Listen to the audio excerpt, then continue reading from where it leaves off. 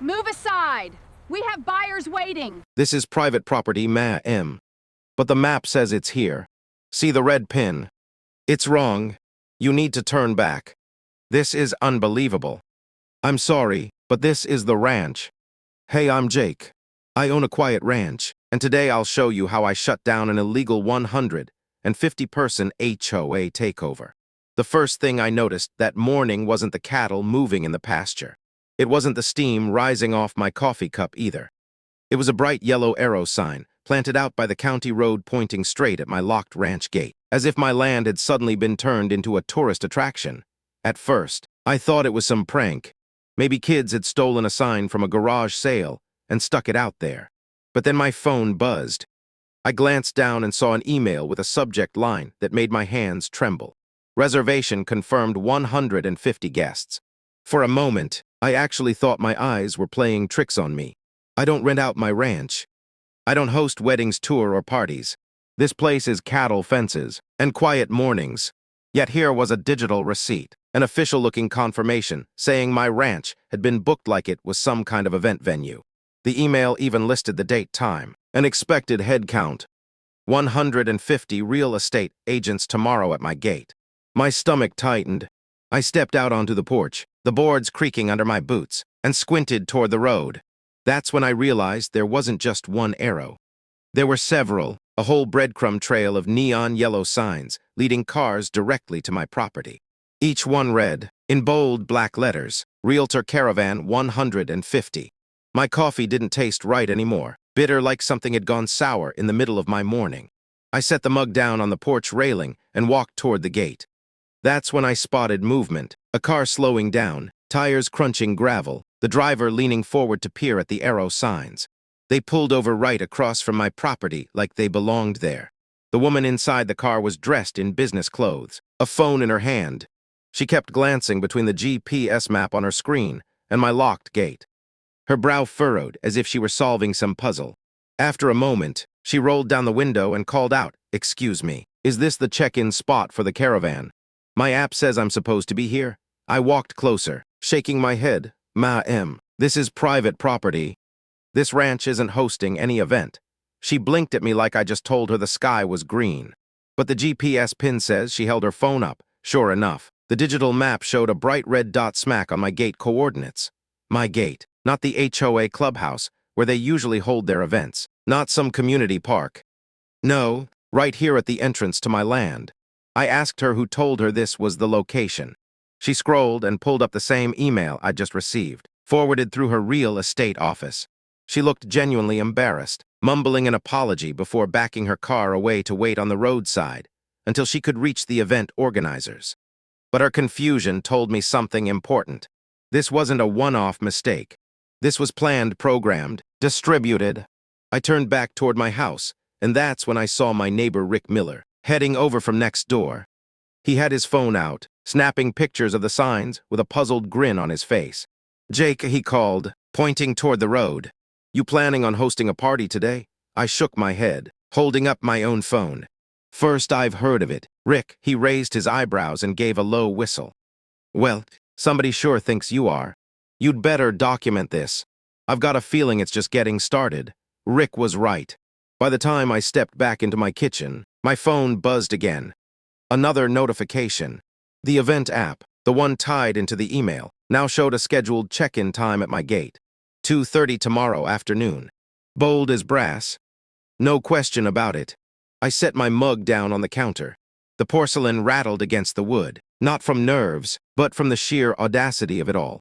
Somebody had drawn a digital bullseye on my front gate and told 150 strangers to come knocking. And as I stood there, looking out my kitchen window at those bright yellow arrows fluttering in the breeze, I realized something. This wasn't a misunderstanding. This was the beginning of a nightmare, or maybe the beginning of a fight. Either way, my ranch had just been turned into someone else's stay, and I hadn't even been asked. Rick leaned against my fence post, still snapping photos with that old iPhone of his. The yellow arrows danced in the breeze like mocking flags. He shook his head and muttered, "I've seen some HOA nonsense in my time, Jake, but this takes the cake." He was right. This wasn't just a bad idea. It was organized.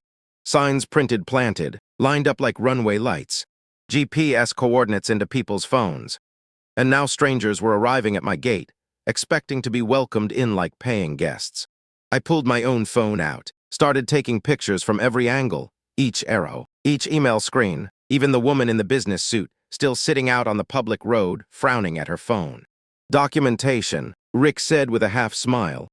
Can't argue with the lens. The truth is, he was smarter than he looked in those worn jeans and boots. I've learned over the years that the first thing you do when someone tries to walk over you is collect proof. Words can get twisted. Memories fade. But a picture of a county road lined with arrows pointing straight to my locked gate, that tells the story all by itself. I headed back inside, grabbed a piece of poster board I kept in the pantry for ranch signs, and scrolled a message in thick black marker. No event without owner's written permission. The ink bled through the paper as I pressed hard, anger sharpening each letter. Then I marched back to the gate and tied it to the metal bars with baling wire, making sure it faced the road for every passing car and every camera phone to see. Rick let out a satisfied grunt. That'll make your position crystal clear. Not that they'll care, I muttered, but it'll matter when the deputy shows up, because I wasn't waiting for this circus to unfold on its own. I pulled up the non-emergency number for the county sheriff's office and made the call. The dispatcher answered with a calm, clipped tone.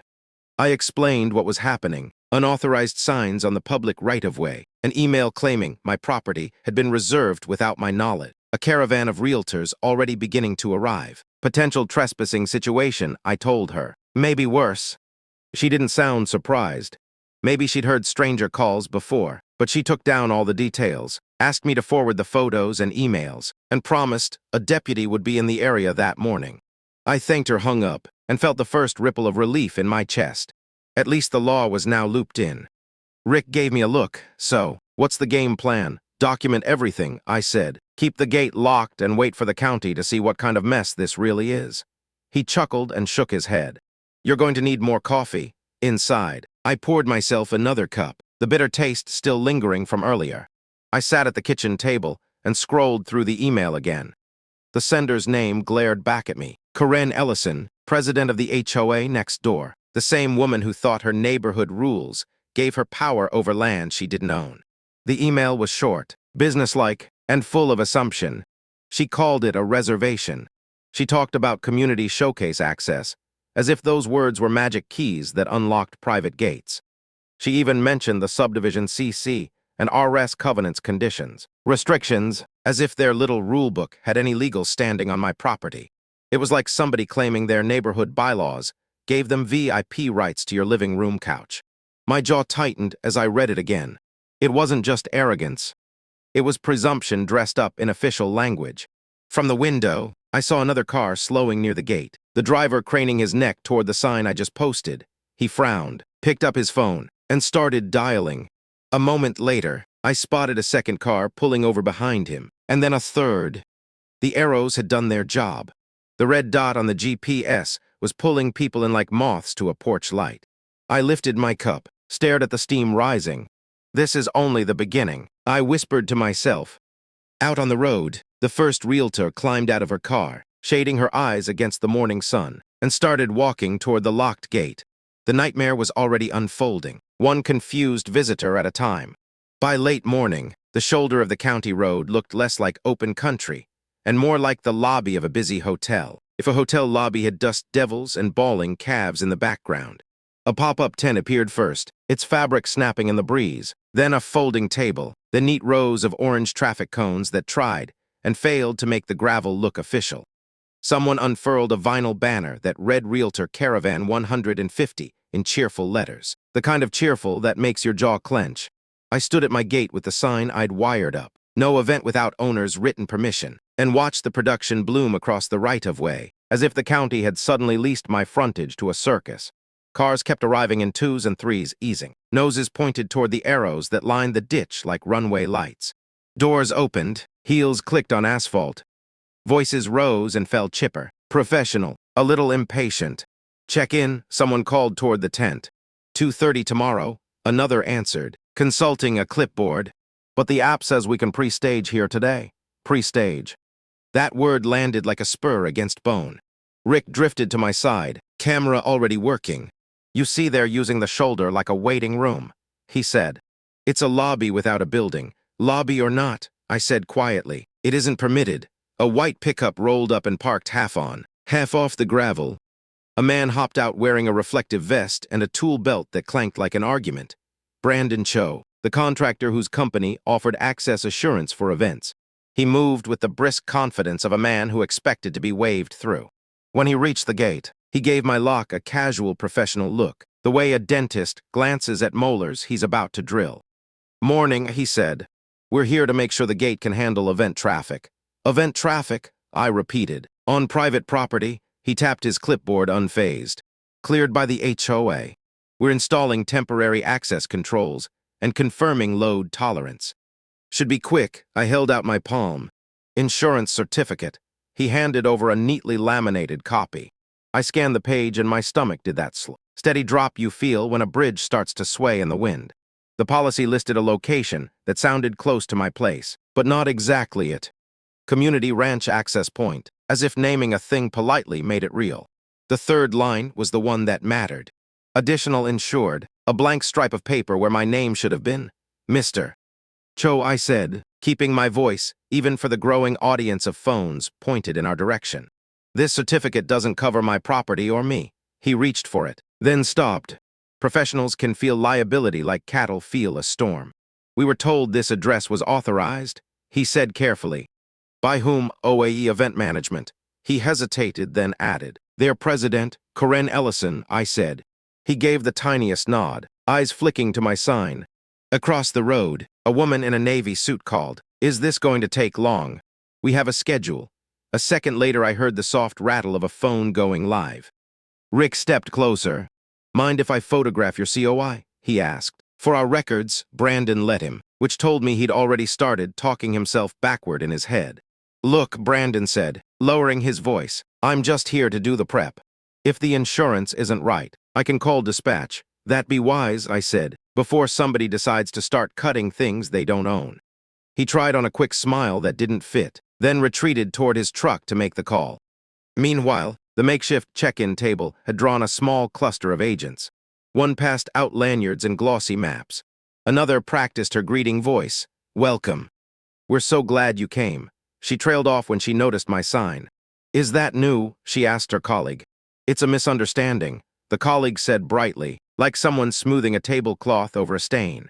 We have authorization. From whom? I asked, not bothering to raise my voice. The wind carried the words for me. Silence, then a flurry of glances at phones. The yellow arrow nearest my gate wobbled on its stake, nodding as if it agreed with me. Funny thing about arrows, they point, but they don't decide. People do. I rested my hand on the top rail and studied the growing scene.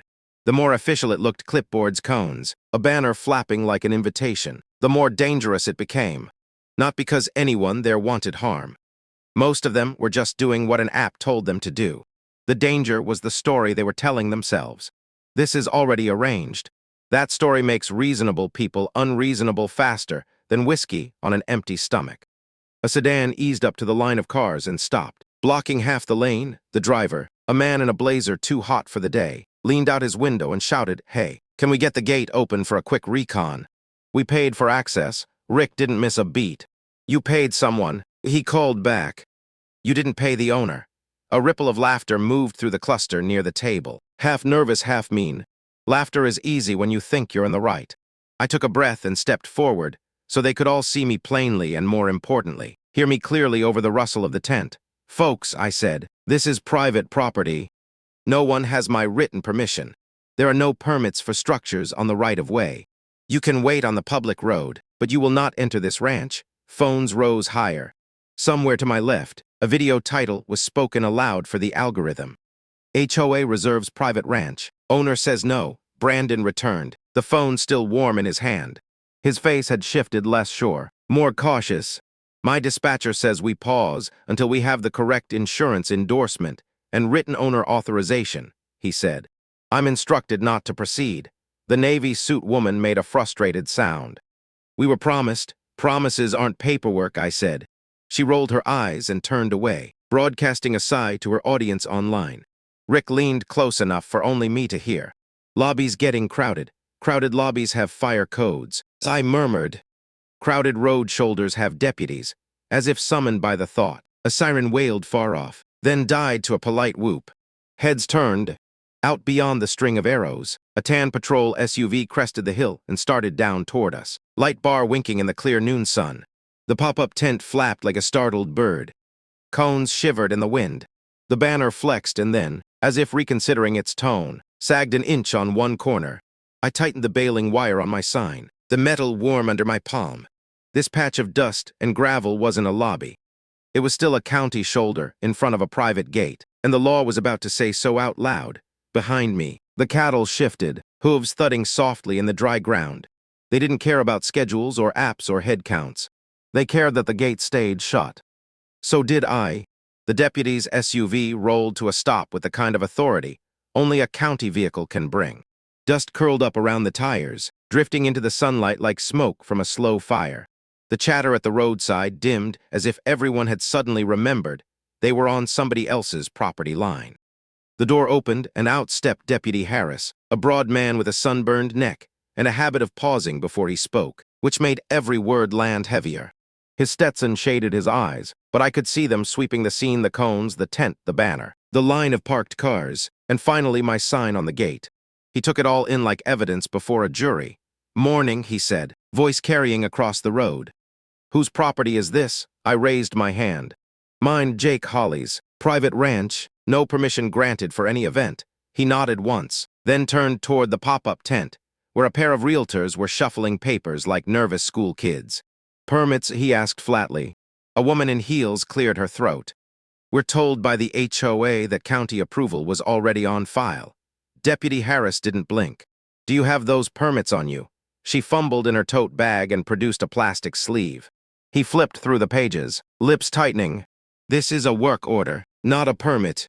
And this," he tapped the certificate of insurance Rick had photographed earlier, "doesn't list the property owner as additional insured, which means if someone trips on Mr. Hollies' gravel, you're out of luck." Phones hovered higher, catching every syllable. Harris knew it. He didn't raise his voice, but he let the silence after his words stretch long enough for the crowd to taste it. I handed him the folder I'd been keeping close: emails, photos, GPS screenshots. He flipped through quickly, then looked back at the gathering with something between disbelief and irritation. No permit applications were filed with the county, no consent on record from the property owner. Yet here you're setting up tents on a road shoulder. Rick muttered. "Lobby's closed." One of the younger agents tried to salvage the mood, but "Deputy, the app directed us here. The GPS pin says check-in is at this gate." Harris's gaze sharpened. "Pins don't grant permission. Property owners do." He snapped a picture of the orange cones with his county-issued phone. "And you're encroaching on public right-of way without authorization. That's citation territory." The security guard near the banner shuffled uneasily, radio still in hand. "We were just told to set up staging, sir." "By whom?" Harris pressed. The guard hesitated. "The HOA president, Ms. Ellison." A ripple went through the group like wind through dry grass. Everyone knew the name, but nobody wanted to own it. I pointed at my sign again, the black letters plain against the white poster board. "I put it in writing this morning. No event without written owner permission. Doesn't get simpler than that." Harris studied the sign, then gave a short nod. "Clear enough for me." He turned back to the crowd, tone shifting from patient to official. "Here's what's going to happen. You will remove the cones, the table, and that banner from the county shoulder immediately. You will cease all attempts to access this ranch. If I return and see structures back on this right-of-way, citations will be issued on the spot." The woman in heels tried again. "But we have over 100 agents scheduled. Not my problem." Harris cut in, voice still even. "The problem is you planned an event on land you don't own, without permits, and without insurance coverage. Fix your plan somewhere else." Murmurs rippled through the group. A few agents started folding chairs. The banner sagged lower, one corner popping free in the wind. The whole setup unraveled like a carnival shutting down before dark. Rick whispered, "That's one way to clear a lobby." I let out a breath I hadn't realized I'd been holding. The deputy's calm presence was like a fence post driven straight into shifting ground. For the first time all morning, it felt like the line was holding. The crowd was thinning, chairs folded, banner rolled. but the black SUV with tinted windows hadn't moved an inch. I watched it idle on the far side of the gravel shoulder, exhaust ghosting in the warm air. A part of me hoped whoever sat behind that glass would drive away quiet, but I knew better. Some people don't leave until they've had their scene. Sure enough, the driver's door swung open with a practiced flick, and Karen Ellison emerged like she'd been waiting for applause. HOA president, self-appointed queen of the subdivision, and the reason 100 real estate agents had GPS pins pointing at my gate. She wore a blazer too, shades too formal for a roadside standoff, and carried a binder fat with tabs. Her heels sank slightly in the gravel, but she didn't let it slow her. She strode toward Deputy Harris like a lawyer approaching the bench. "Deputy," she began, voice smooth, "there's been a misunderstanding. Our HOA has long-standing community access rights adjacent to this property. We've merely organized today's caravan in alignment with those rights." Harris didn't blink. "Ma'am, community rights don't override private ownership. This ranch is not part of your subdivision." Karen's smile didn't falter, but it thinned. "With respect, the CC and RS." She opened her binder to a highlighted page, "Establish access corridors intended for community benefit. This gate marks a historical point of entry." I cut in before Harris had to. Historical entry for cattle maybe, not for caravans of strangers. Those CC and RS govern your subdivision, not my land. Phones were up again, agents catching the clash. Karen adjusted her stance, pivoting slightly toward the cameras. She knew her audience. "Mr. Hollies," she said sweetly, "surely you understand the value of cooperation. This event supports property values across the area, including your ranch. When the community thrives, everyone benefits." I couldn't help but laugh. Low and dry. "My cattle don't care about your property values, and I don't trade access for hypothetical benefits." A ripple of chuckles moved through the onlookers. Karen's jaw tightened, but she pressed on. "We've already invested significant resources, vendors, insurance, scheduling." Harris held up the certificate I'd given him earlier. "This insurance doesn't list the owner. It doesn't cover his land, which means if anyone crosses this gate, they do so without protection. That's a liability for you, your HOA, and anyone following your directions." Karen's binder closed with a sharp snap. She tried a different tack. "Deputy, surely you recognize the importance of community harmony. If Mr. Hollies insists on stonewalling," I repeated, stepping closer to the gate. "Lady, it's called a fence, built to keep livestock in and trespassers out. Nothing complicated about it." Rick chuckled from behind his camera, and a couple of agents murmured agreement. Karen shot them a glare sharp enough to cut glass. Her voice rose, sharper now. "We had every reason to believe this location was approved."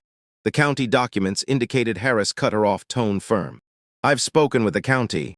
No permits issued, no approvals filed.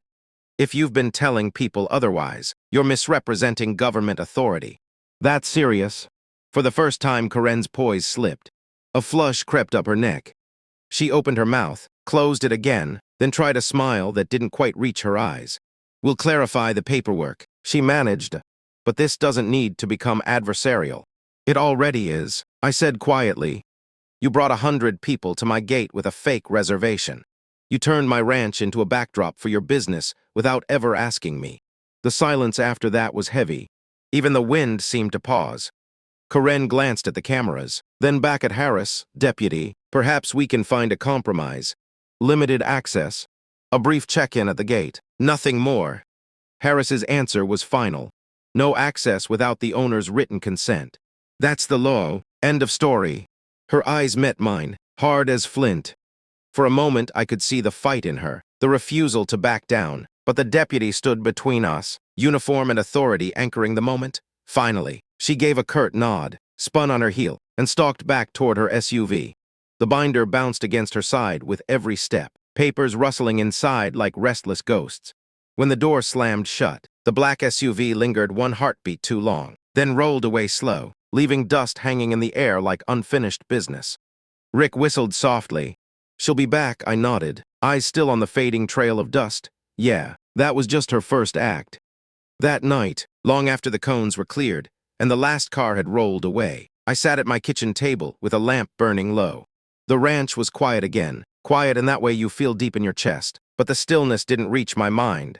I kept turning over the same question. How did Karen convince 100 realtors this gate was open when it never was?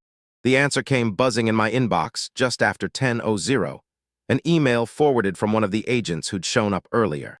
Subject line bold as brass, county consent, Holly's Ranch access approved. I opened it. The letterhead looked official, the seal of the county printed in faint watermark. The message was short-clipped, bureaucratic. Consent has been recorded for community event access. No further permits required. At the bottom in italics it read, owner authorized. I felt my stomach tighten. The word authorized sat there like a rattlesnake coiled in the corner of the room. Only it wasn't my signature. It wasn't my hand. It wasn't even my language. I read it twice more, then leaned back in my chair. Somewhere between the bad grammar and the suspicious timestamp, I smelled something rotten. Ranchers know when hay has gone sour. You don't need to chew it to know. Same with paperwork.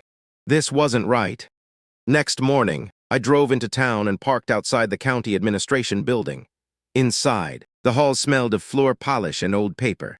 I found Ellen Carter, head of permits, sitting behind a desk stacked with binders that looked like they'd been there since the Carter administration. She adjusted her glasses as I spread the email across her desk. She scanned it, frown deepening. Who sent you this? Forwarded from a realtor, I said. Claimed the county already had consent on file for my ranch. Ellen shook her head. We don't issue blanket consents, and certainly not without a written application from the property owner. That's the law.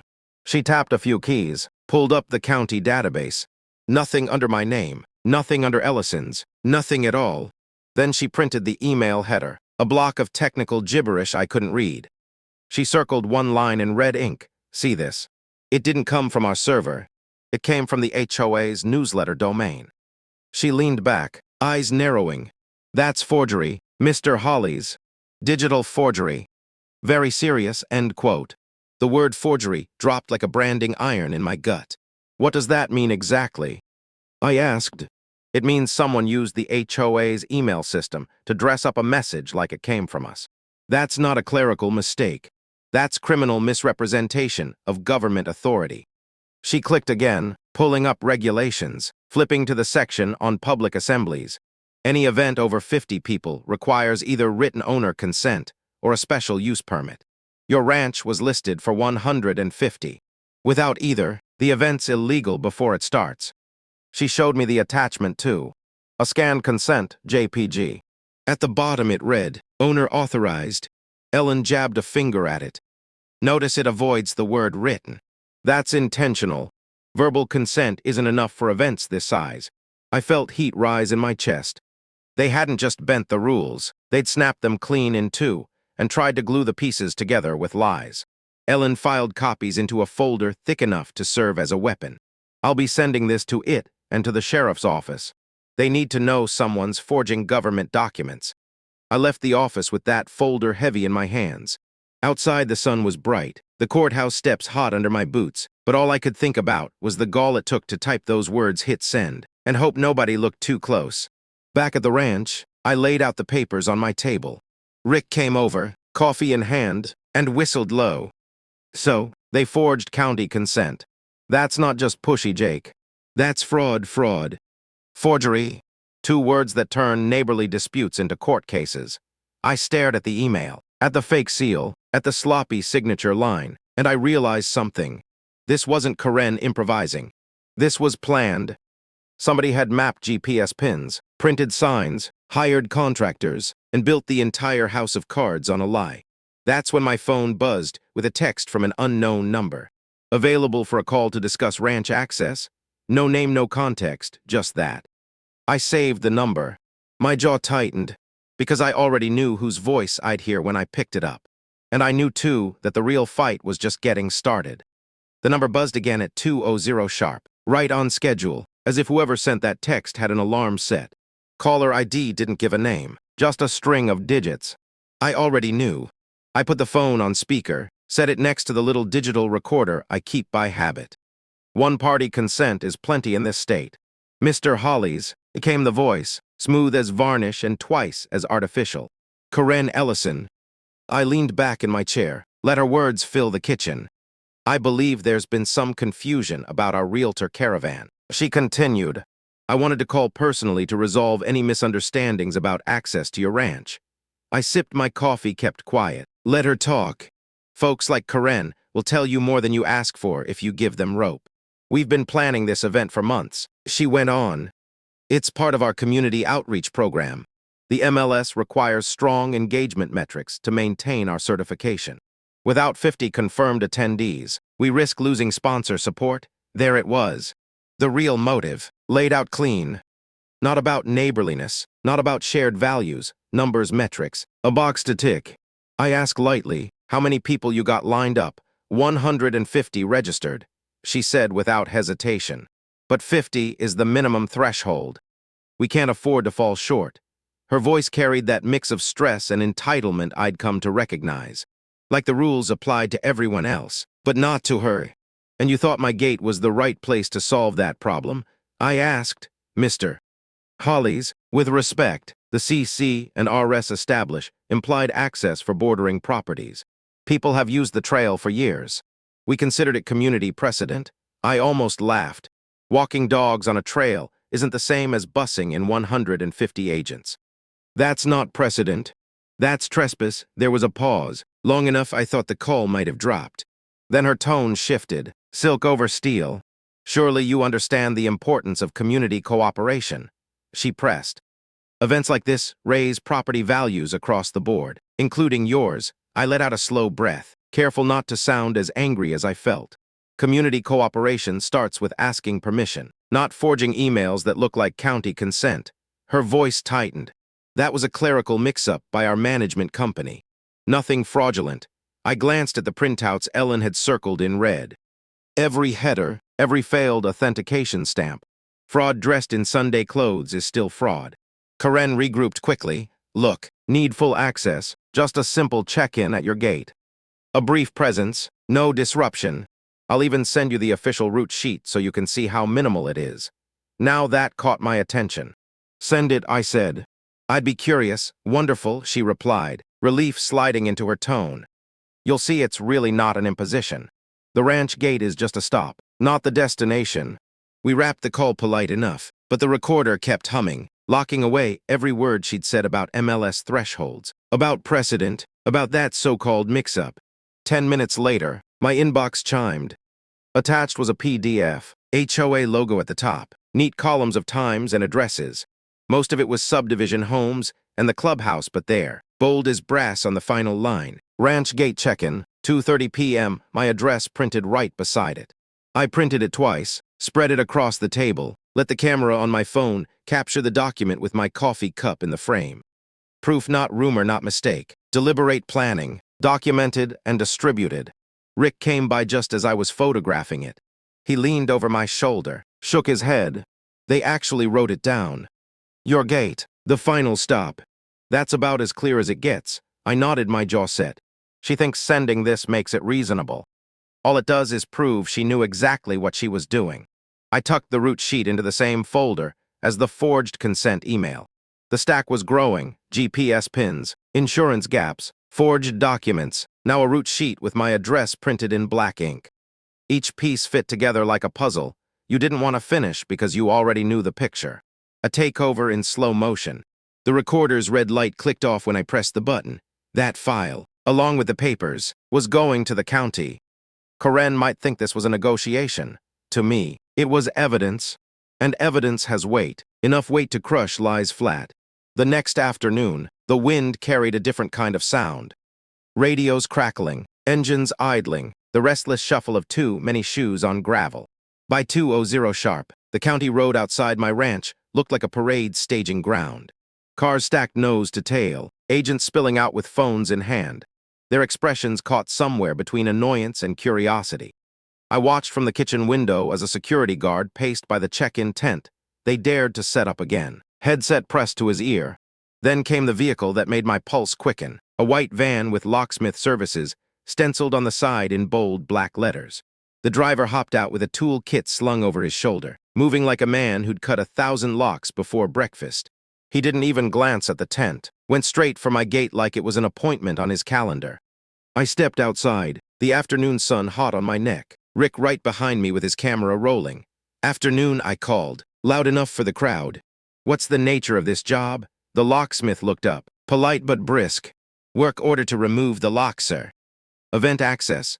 He held up a clipboard with paperwork that had all the trappings of official letterhead. Signature line, neat formatting.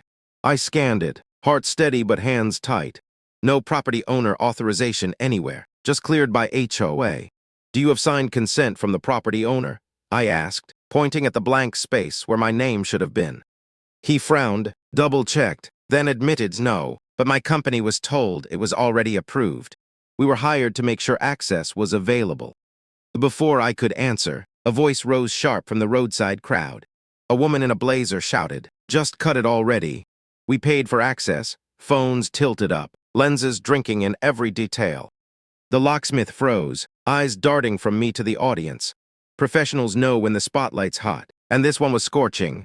Rick stepped closer, holding out the insurance certificate Ellen had flagged days earlier. "You might want to look at this too," he said. His finger tapped the blank line. No additional insured. Jake Hawley's isn't covered. The locksmith's eyes narrowed, reading the fine print. His shoulders stiffened, toolkit slipping slightly in his grip. "Sir," he said carefully, "if the insurance doesn't cover you, I can't touch this lock. My company won't risk that liability." The crowd muttered restless, the weight of their wasted drive pressing in. A few shouted complaints. "This is ridiculous. Why bring us here if it's wrong?" And then salvation came in the form of a tan patrol SUV pulling up with lights, flashing. Deputy Harris again. He climbed out, surveyed the scene, and walked straight to my gate. "What's going on here?" he asked, voice calm but firm. I handed him the locksmith's paperwork, the same insurance certificate, and pointed to my homemade sign, still wired to the gate. "No event without owner's written permission." Harris skimmed the papers, then lifted his head. "Without the owner's consent and proper coverage, this event isn't authorized. Period." He turned to the locksmith.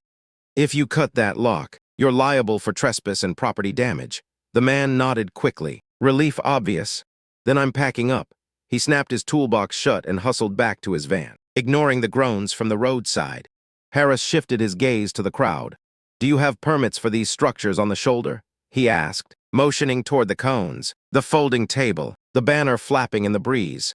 A security guard stammered, "No permit." "Sir, then clear it now," Harris ordered. "This is county property, not a staging ground. Leave it or face citations." The guard barked instructions into his radio. Within minutes, the cones were yanked up, the table folded, the banner stuffed back into its case. The agents muttered, phones still recording, disappointment curdling into frustration.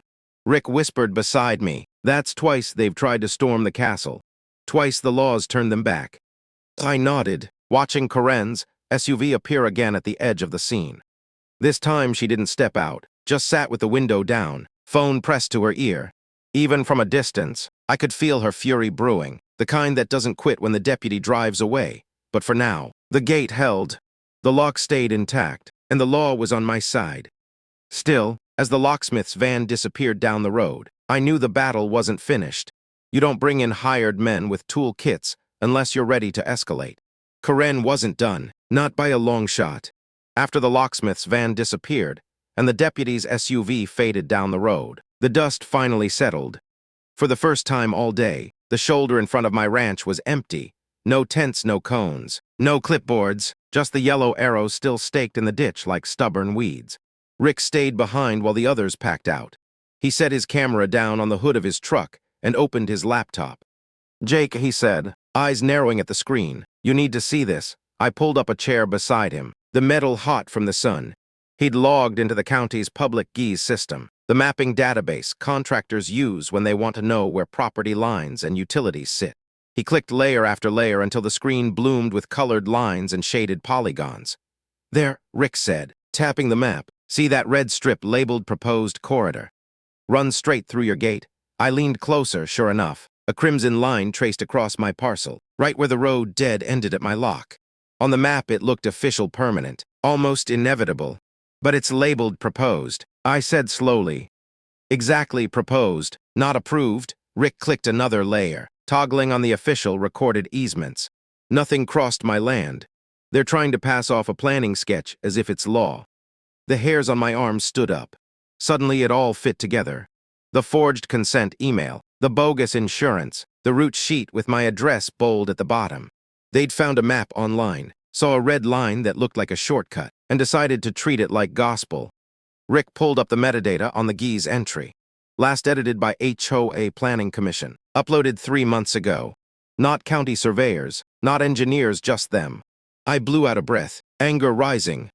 So, Karen waved this map around to her people, told them the corridor was already approved, and built her whole caravan on it.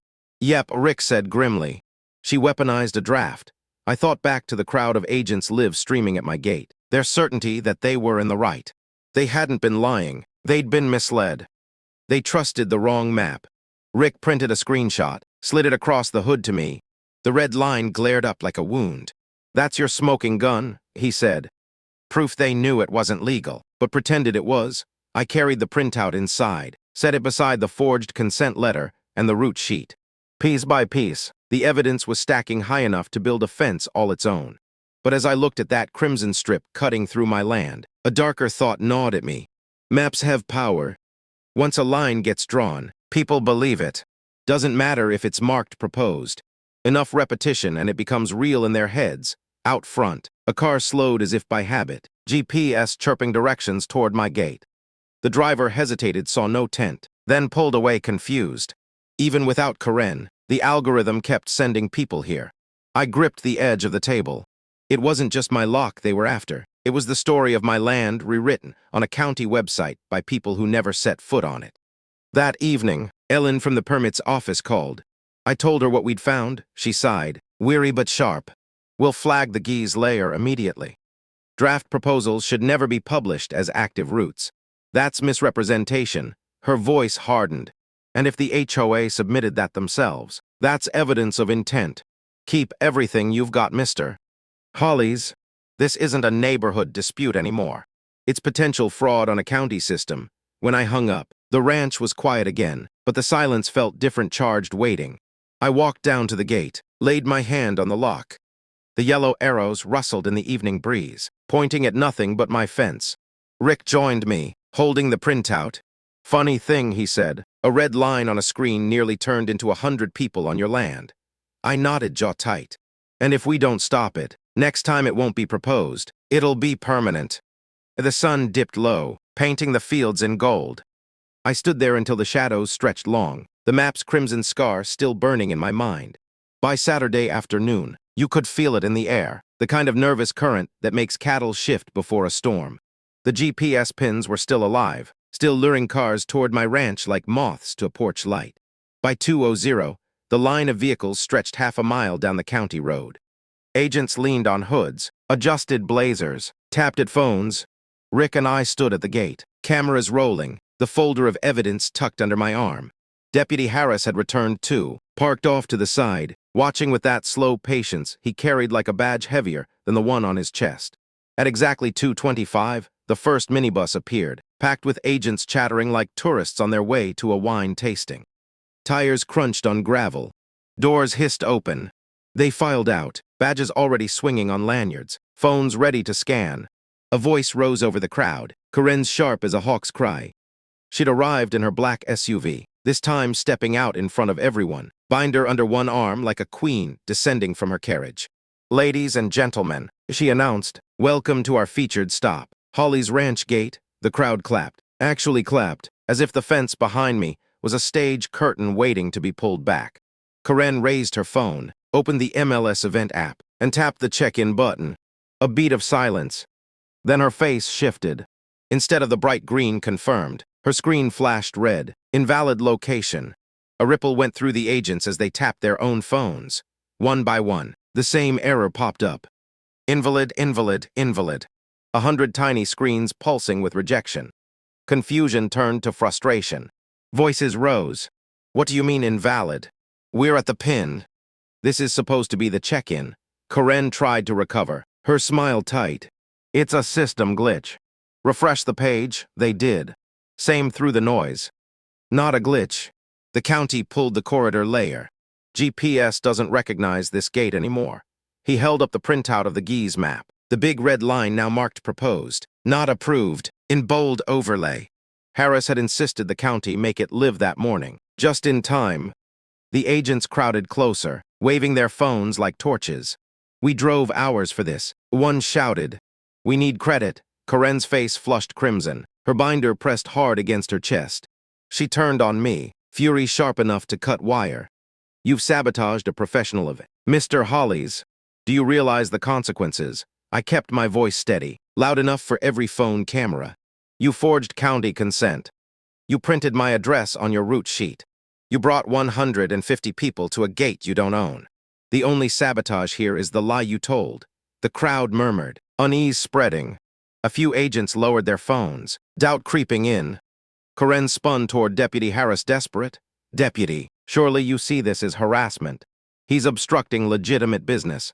Harris stepped forward, calm but iron. "Madam, the law doesn't work that way. There are no permits, no owner consent, and no valid insurance. This event is unauthorized. You need to disperse immediately." The words hung heavy in the hot air. Then, as if to punctuate them, the minibus driver honked twice, impatient. He leaned out the window. "You want me to unload the next group or what?" "Go," Corinne barked, but Harris raised his hand, palm out. "No further unloading. This stop is closed." That was the breaking point. The crowd erupted. Some agents shouted at Corinne, "You said this was approved. You promised check-in credits." Others turned on me, filming, accusing. "Why won't you cooperate?" Rick caught it all, his camera steady, lens glinting in the sun. Then chaos struck. One of the minibus tires clipped a cone someone had left half buried. The bus lurched, tilting toward the ditch.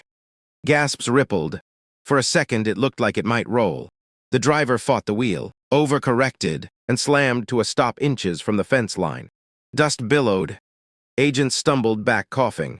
The driver swore, slamming the door shut. "I'm done." Not worth it. He gunned the engine, gravel spitting, and the bus roared off down the road. Phones captured every second. Livestream comments scrolled fast. Corinne lied. Owner shut it down. Invalid finally cracked. She turned in a slow circle, eyes wild, realizing the narrative had slipped from her grip. The hashtag was already writing itself in the feeds. #InvalidGate.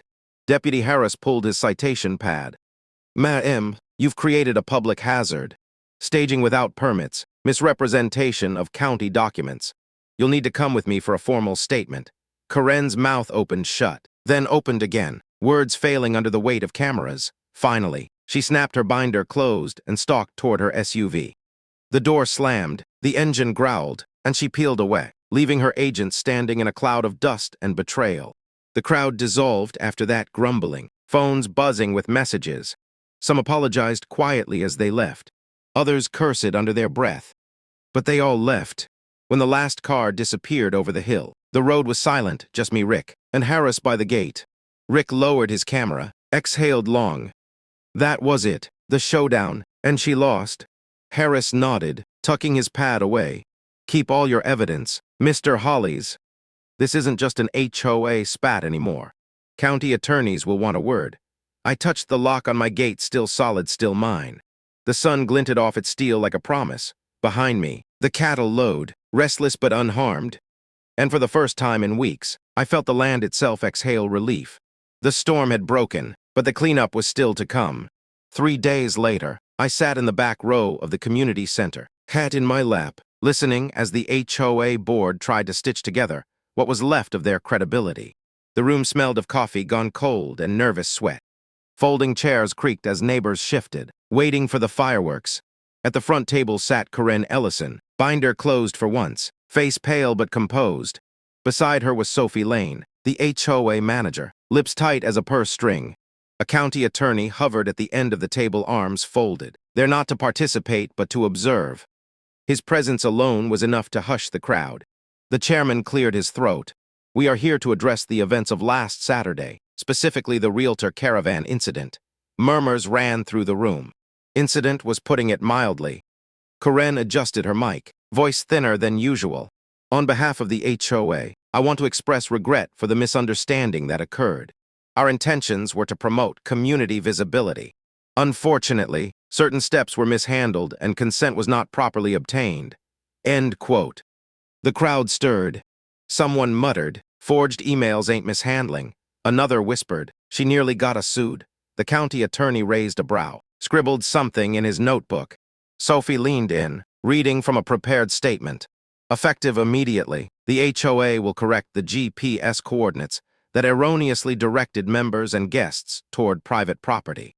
We will also implement stricter review of event planning to ensure compliance with county regulations. Then came the words I never thought I'd hear. Additionally, the board has voted to formally censure President Allison for overstepping her authority. She will retain her position until the end of term, but without independent planning privileges. A gasp rippled through the room. Corinne's face tightened, but she didn't protest. Not with the attorney watching, not with neighbors glaring holes through her. I stood, hat in hand. That's fine as far as it goes, but let's be clear. This wasn't a GPS glitch or a clerical mix-up. This was an intentional attempt to use my ranch without permission. I won't stand for it again. Applause broke out in pockets, surprising in its warmth. Even folks who'd once sided with Corinne clapped, maybe realizing how close they'd come to disaster. After the meeting, neighbors shook my hand, some embarrassed, some relieved. One older couple thanked me outright. We didn't know what was happening till we saw the live stream. Glad you held the line. Rick caught it all, lens steady. Looks like you won the court of public opinion, he whispered, but the victory felt bigger than that. The next morning, an email arrived from Laura Wynn, a manager at a local events company. Subject line, proper rental inquiry. Holly's Ranch, she wrote. Mr. Holly's, we've followed the recent news. Our company organizes agricultural tour and would love to rent your ranch legitimately for small groups. We can provide full insurance, county permits, and written contracts. Would you consider it? I stared at the screen, almost laughed. The irony wasn't lost on me. Where Corinne tried to steal, Laura offered to pay fair and square. I replied cautiously, but the thought stayed with me. Maybe my ranch could host something that fit its character. Educational tour, farm-to-table dinners, without selling its soul to flashy caravans. That afternoon, the county attorney called. We're tightening how planning drafts appear on the GEES system. No more publishing proposed corridors as if they're active. And Mr. Hollies, thank you for flagging this. You saved us a legal mess. Saved them. Saved myself. Maybe even saved Corinne from worse than censure. By evening, the road outside my gate was empty again. No cones, no tents, no buses, just gravel wire fence, and a sky stretching wide. Rick leaned against the post, arms crossed. Feels different now, he said. Yeah, I answered, like the land's breathing easier. The lock on my gate clicked firm under my hand. Steel against steel, my name on every acre behind it. For the first time in weeks, I believed the storm had finally passed. But I also knew something else. Storms always leave lessons, and I wasn't about to forget mine. The morning after the board meeting, I walked the fence line with a thermos of hot coffee and the crisp bite of autumn in the air. The cattle moved slow in the distance, heads down in the dew-heavy grass. The world had settled back into its rhythm steady, unhurried, unbothered. At the end of the lane, I found one last yellow arrow sign half buried in weeds, forgotten when the cleanup crews scrambled. Its plastic surface was bent. The words Realtor Caravan faded from dust and rain. I picked it up, turned it in my hands. For a moment, I thought about how much chaos that little arrow had caused. Cars lining the road, strangers at my gate, a president with too much confidence in her own authority. Funny how something so cheap could nearly spark a war over land. Rick ambled up behind me, camera hanging at his side as usual. Souvenir, he asked. Reminder, I said. That permission is something you give, not something anyone else gets to assume. He nodded, and for once didn't raise his lens. Some things didn't need recording. Back at the house, I leaned the arrow against the barn wall. Not as a trophy, more like a warning. Every time I walked past, I'd see it and remember how close I'd come to losing control of my own gate. Later that afternoon, the county deputy dropped by with copies of his final report. He shook my hand firmly. It's closed on our end, but if they try anything like this again, you've got everything you need to push back. I thanked him, slid the folder into my filing cabinet under property rights. The drawer clanged shut, final as a gavel. That evening, as the sun stretched long across the pasture, I sat on the porch with Rick, both of us quiet. The cicadas started their chorus, the wind tugged at the grass, and for the first time in weeks, the ranch felt like it belonged only to me again. I thought about Corinne's apology, awkward, half swallowed but public. Thought about the board's censure. Thought about that legitimate rental request sitting in my inbox. The first time anyone had bothered to ask the right way. Maybe someday I'd say yes to something small, something fitting, but it would be my choice. My gate, my land, my decision. When the porch light flickered on and the stars cut sharp against the black, I realized something simple. Saying no wasn't about stubbornness. It was about drawing a line where none existed before. That's the lesson I'd carry forward. Private property isn't a stage for someone else's show. It's a promise you keep to yourself, to your family, and to the land that trusts you to guard it. I finished my coffee, set the cup down, and listened as the night settled in. No more engines, no more tents, no more strangers wandering where they didn't belong. Just the sound of cattle shifting, crickets singing, and the sure click of a lock holding steady in the dark. The storm had passed, and my ranch was mine again. That's how I held the line and protected my land. But I want to pass the mic to you. From a legal or tactical standpoint, what would you have done differently? Drop a comment below with your own insights, strategies, or even your craziest neighbor horror stories. Let's get a real discussion going.